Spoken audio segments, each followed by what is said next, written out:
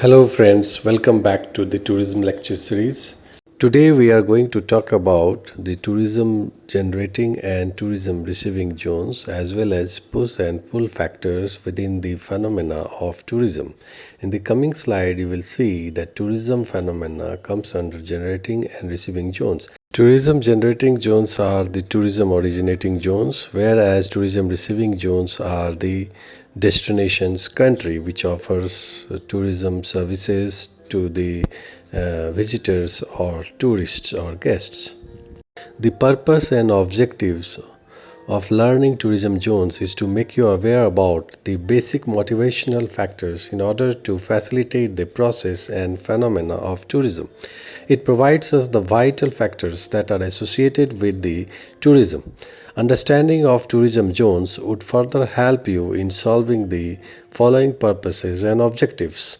It helps in destination management. Then again, it helps in the marketing process of the destinations. At the same time, designing of products at destination level. Then it also helps in the market segmentations on the basis of various factors or elements or variables. It also helps in product designing and development, starting from the core level to the potential product level, passing through the generic, expected, and other levels.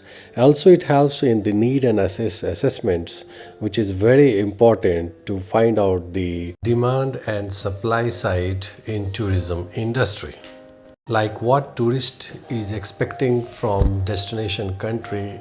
In other way, what are the expectations of a tourist from the destination country. In similar way, what kind of services and resources are available at the destinations to satisfy the need or requirement of the tourist and to generate the happiness at the maximum level. At the same time, how to plan the resources which is available at the destinations. So the generating zones and receiving zones, the learning objective is to help a destination manager or marketeers or hoteliers or resort operators or tour operators to manage the destination, at the same times to come out with the inventories which will further help in need and asset assessments. And again, it could further help in tour package preparations in terms of the amenities, facilities, services, natural and physical resources, man-made resources available at the destinations. At the same time, it also helps in yield management process, like opportunity analysis, booking horizon. Then you have the capacity management, demand, high demand, low demand tactics, and etc. So at the same time, it also helps in tourism economics to meet with the demand and supply side. So that's why tourism generating zones and receiving zones are important. Let's talk about the tourism generating and receiving zones one by one. In detail, the process and phenomena of tourism can be divided into two major zones: tourism generating zones and tourist receiving zones.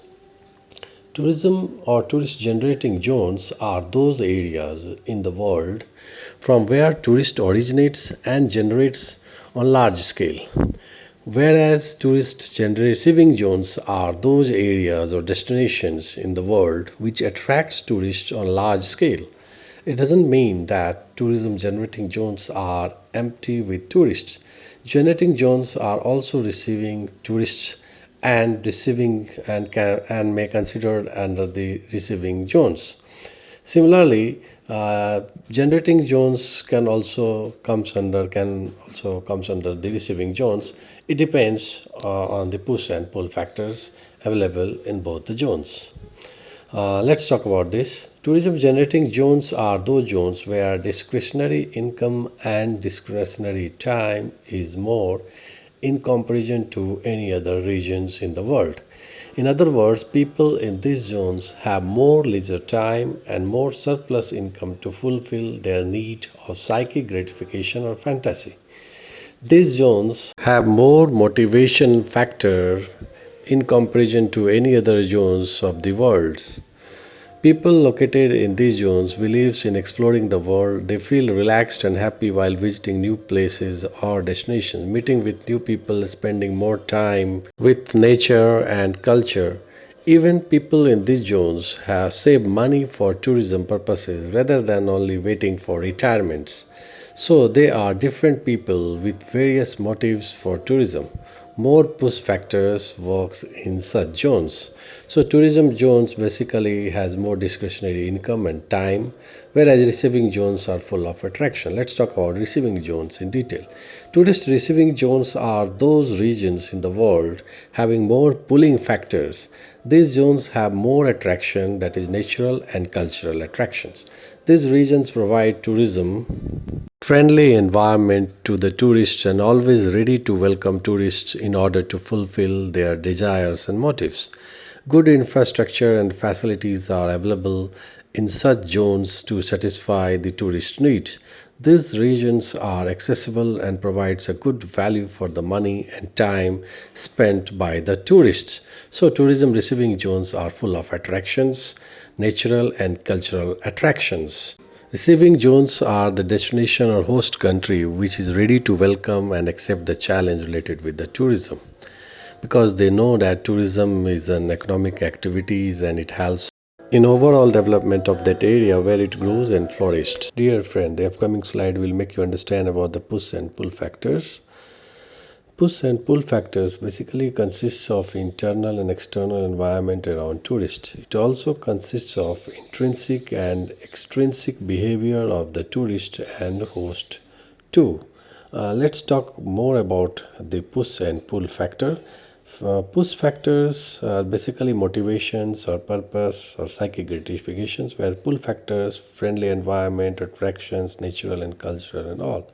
So push factors in tourism consist of following variables, like for example motivations, motives, purpose, visiting friends, relatives for business, pilgrimage, etc. Climatic condition of that area, like it is hot, so they would like to escape for the cold climate. Geography of that area means terrain of that areas. Extra income and time for the tourism activities, social change, cultural change to experience the new things. So these are the post factors which basically works behind the phenomena of tourism. Similarly, there are pull factors which attracts tourists towards the destinations. These factors may be categorized in the natural attractions of the destinations or cultural attractions of that destinations, then geography of that area, including of the climatic conditions of that area, which will attract the tourist, then safety and political stability of that area, then accessibility in terms of road, rail, and air, then accommodations and foods available in that area. Apart from these, there are other factors which is there in pull. That is what the value for the money, like foreign currencies or the time spent, then tourism facilities, amenities available in that area, then also the international regulations at the destination, then health regulations at the destinations, then other factors which is there like friendly peoples of that area, hosts are ready to accept the challenge or to welcome the guests. So such factors are there in the pull factors. So friends, now hope by now you'd have understood the generating and receiving zones and its importance, as well as push and pull factors in the tourism. Thanks for the lecture. See you with the next lecture. Till then, bye.